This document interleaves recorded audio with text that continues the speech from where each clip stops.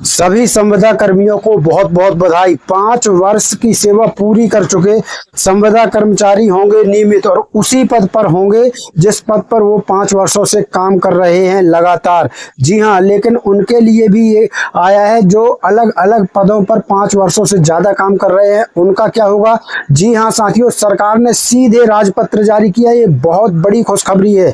5 वर्ष की सेवा पूरी कर चुके संविदा कर्मचारियों का नियमितीकरण होगा और उसी पद पर समायोजित किए जाएंगे जिस पद पर वो कर्मचारी अभी वर्तमान में काम कर रहे हैं। पूरा आपको राजपत्र दिखाएंगे। एक बड़ा राजपत्र सरकार ने जारी किया है। दोस्तों, ये बहुत बड़ी खुशखबरी है, बहुत बड़ी खबर ब्रेक हो रही है। ये कोई पेपर कटिंग नहीं बताऊंगा, मैं सीधे पूरा राजपत्र आपको सरकार का दिखाने वाला हूं। तो सबसे पहले तो इस वीडियो को आप शेयर कर दीजिए ताकि आप जैसे लाखों संविदा कर्मचारी भाइयों तक ये वीडियो पहुंच सके। तो साथियों, आपको चलिए सीधे ले चलते हैं राजपत्र की तरफ। लेकिन उसके पहले एक ही अनुरोध, वीडियो को सबसे पहले लाइक कर दीजिए और इसको शेयर तो जरूर करना ताकि हर कर्मचारी तक पहुंच सके। अगर चैनल को नहीं किया है सब्सक्राइब, पेज को नहीं किया है फॉलो, तो सब्सक्राइब और फॉलो जरूर कर लेना ताकि हर नए आदेश की जानकारी आपको सबसे पहले लग सके। साथियों, यहाँ पर देखिए, ये राजपत्र मध्य प्रदेश से जारी हुआ है। यहाँ पर देख सकते हैं आप, सीधे स्पष्ट लिखा हुआ है मध्य प्रदेश राजपत्र। यहाँ देख लीजिए, ये बहुत बड़ी खबर ब्रेक हो रही है। वीडियो को जरूर शेयर करना। यहाँ पर दिनांक देख लीजिए, अभी 27 अप्रैल 2026 को ये राजपत्र जारी किया जा चुका है। यहाँ पर देख सकते हैं 27 अप्रैल को अभी ताजा ये राजपत्र जारी हुआ है और इस वेबसाइट से भी आप चाहें तो इस राजपत्र को डाउनलोड कर सकते हैं। यहाँ पर आप देख सकते हैं। तो बिल्कुल बहुत बड़ी खुशखबरी है ये। यहाँ पर देखिए, आपको मैं इस राजपत्र की मुख्य चीजें बताता हूँ। सबसे पहले तो यहाँ देख लीजिए, भारत के संविधान के अनुच्छेद 309 के परंतु द्वारा प्रदत्त शक्तियों का प्रयोग में लाते हुए मध्य प्रदेश के राज्यपाल एतद द्वारा मध्य प्रदेश राज्य एवं अधीनस्थ शिक्षा सेवाशाला शाखा भर्ती तथा पदोन्नति नियम 2016 में निम्नलिखित और संशोधन करते हैं। अर्थात संशोधन कौन कौन से हुए हैं यहाँ देख लीजिए, स्पष्ट संशोधन लिखा हुआ है। तो संशोधन कौन कौन से करते हैं यहाँ पर देख सकते हैं, यहाँ पर दिया गया है, तो ध्यान से देख लीजिएगा। एक एक चीज यहाँ पर आपके काम की है।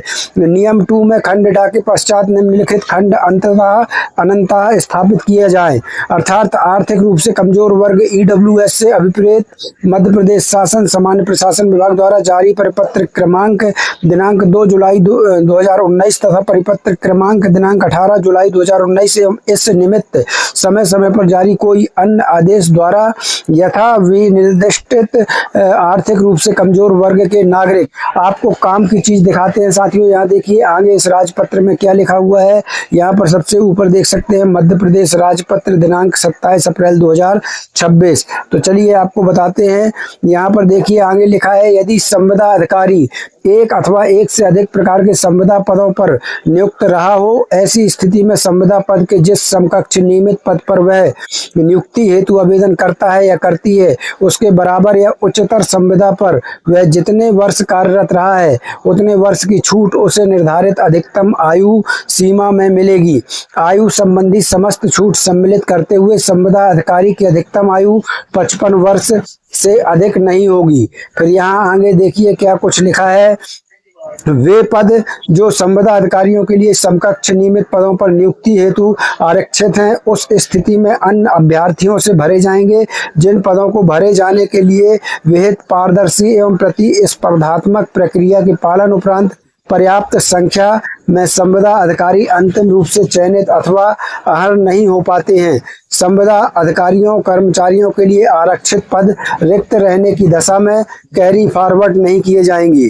फिर है, नियमित पदों के विरुद्ध नियुक्ति की प्रक्रिया में यह सुनिश्चित किया जाएगा कि अनुसूचित जाति, अनुसूचित जनजाति, अन्य पिछड़ा वर्ग एवं आर्थिक रूप से कमजोर वर्ग के लिए आरक्षण नियमों का पालन किया गया है। लोक सेवा आयोग के माध्यम से भरे जाने वाले विभागों द्वारा श्रेणी 1-2 में चिन्हित पदों पर संविदा सेवकों के लिए उपरोक्त आरक्षण नहीं रखा जाएगा। यहाँ देख सकते हैं साथियों, मध्य प्रदेश शासन, यहाँ देख लीजिए मध्य प्रदेश शासन सामान्य प्रशासन विभाग मंत्रालय का परिपत्र क्रमांक दिनांक 22 जुलाई 2023 के अनुसार राज्य सरकार के विभागों में संविदा पर नियुक्त अधिकारियों के संबंध में समय समय पर दिए गए विस्तृत दिशा निर्देशों के अनुसार पद आरक्षित रखे जाएंगे। तो साथियों आपको खास चीज दिखाते हैं, तो चलिए आगे पढ़ते हैं इस राजपत्र में। यहाँ देखिए सबसे ऊपर ही लिखा है मध्य प्रदेश राजपत्र दिनांक 27 अप्रैल 2026। देखिए यहाँ क्या कुछ लिखा है, ये आपके बहुत काम की चीज है और इस पैराग्राफ को तो आप ध्यान से देख ही लीजिएगा। विभाग के सीधी भर्ती के नियमित पदों के समकक्ष संविदा पदों पर 5 वर्ष की निरंतर सेवा पूर्ण करने वाले संविदा अधिकारियों की कुल संख्या के 50% पद अथवा विभाग में सीधी भर्ती के रिक्त पदों के 50% तक के पद जो भी कम हो संविदा अधिकारियों की नियुक्ति के लिए आरक्षित रखे जाएंगे। इस नियम के अधीन आरक्षण सुविधा का एक बार लाभ लेने के पश्चात तथा नियुक्ति प्राप्त कर लेने यानी ज्वाइनिंग के पश्चात व्यक्ति पुनः लाभ करने का पात्र नहीं होगा। तो आपको बता दें यहाँ पर सबसे बड़ी बात यह कि 5 वर्ष की संविदा कर्मचारी जिन्होंने सेवा पूरी कर ली है उनके लिए 50% पद की जो है आरक्षण की व्यवस्था की गई है, यानी अब उनका नियमितीकरण सुनिश्चित है। यहाँ पर देखिए आगे क्या है, संविदा आरक्षण का लाभ प्राप्त करने के लिए निम्न संविदा सेवक पात्र होंगे। अगर आपको संविदा आरक्षण का लाभ प्राप्त करना है तो आप कौन कौन पात्र होंगे ये ध्यान से देखिएगा आप। आवेदक विभाग में नियमित भर्ती के रिक्त पद के समकक्ष संविदा पद पर न्यूनतम 5 वर्ष की कालावधि के लिए नियुक्त रहा हो, मतलब 5 वर्ष तक आप उस पद पर काम करते रहे हो। राज्य सरकार संविदा पद से नियमित पद की समकक्षता का निर्धारण करेगी। 5 वर्ष की यह अवधि रिक्त पद के विरुद्ध आवेदन करने की तारीख को पूर्ण करना होगा। आवेदक को इस आशय का प्रमाण पत्र प्रस्तुत करना होगा तथा यह प्रमाण पत्र यथास्थिति जिला अथवा राज्य स्तर के सक्षम अधिकारी द्वारा जारी किया जाएगा। यदि यहाँ देख लीजिए, यदि किसी संविदा अधिकारी ने एक ही संविदा पद पर कार्य न करते हुए विभिन्न संविदा पदों पर कार्य किया है तो 5 वर्ष की उपरोक्त अवधि के पूर्ण होने पर वह उस श्रेणी के नियमित पद पर नियुक्ति के लिए आवेदन करने के लिए योग्य होगा जो राज्य शासन द्वारा नियमित पद के समकक्षता निर्धारण के पश्चात 5 वर्ष की अवधि में निम्नतम श्रेणी का रहा हो। यदि आपने एक ही पद पर 5 वर्ष की सेवा पूरी नहीं की है तो जैसे ही आप 5 वर्ष की सेवा पूरी कर लेंगे आप उस पद के नियमित पद के लिए हकदार हो जाएंगे। यहाँ देख लीजिए आगे क्या कुछ लिखा है। यहाँ देख सकते हैं, यदि किसी संविदा अधिकारी को संविदा के पद से किसी अवधि में हटा दिया गया हो तथा उसे पुनः उसी पद पर अथवा किसी अन्य पद पर संविदा पर नियुक्ति प्राप्त हो गई हो तो 5 वर्ष की संविदा सेवा की अवधि की गणना सेवा से पृथक रहने की अवधि को घटाकर की जाएगी, यानी जितने दिन आपने काम नहीं किया वो अवधि घटा दी जाएगी। किसी भी विभाग में संविदा पर नियुक्ति अधिकारी जो नियमित पद हेतु अर्हता रखता हो स्कूल शिक्षा विभाग द्वारा विज्ञप्त पद पर आवेदन कर सकेगा। नियमित नियुक्ति होने की स्थिति में संविदा अधिकारी पूर्व की संविदा सेवाओं का कोई भी लाभ प्राप्त करने के लिए योग्य नहीं होगा। ये ध्यान रखिएगा कि नियमित नियुक्ति होने की स्थिति में, यानी जब आप नियमित हो जाएंगे तो फिर आप संविदा कर्मचारी पहले की संविदा सेवाओं का जो संविदा की सेवा रहती है उसका कोई भी लाभ आप प्राप्त करने के लिए योग्य नहीं होंगे। संविदा अधिकारी के लिए आरक्षित किए गए नियमित पदों के लिए चयन पारदर्शी एवं प्रतिस्पर्धात्मक प्रक्रिया के माध्यम से किया जाएगा।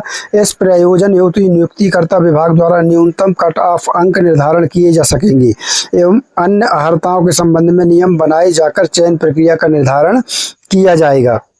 इसके बाद साथियों यहाँ पर देख सकते हैं ये पूरा प्रारूप दिया गया है कि आपको कैसे, यहाँ पर देख सकते हैं ये पूरा प्रारूप यहाँ पर अभियुक्ति और यहाँ पर आगे ये पूरा प्रारूप दे दिया गया है। ये पूरा आप राजपत्र चाहें तो हमारे टेलीग्राम व्हाट्सएप ग्रुप चैनल से डाउनलोड कर सकते हैं। लिंक हमने इसी वीडियो के डिस्क्रिप्शन में दे दी है। टेलीग्राम व्हाट्सएप ग्रुप चैनल की लिंक पर क्लिक कीजिए, वहाँ से पूरा राजपत्र डाउनलोड कर लीजिए और उसके बाद आप आराम से पूरा राजपत्र पढ़ सकते हैं, समझ सकते हैं।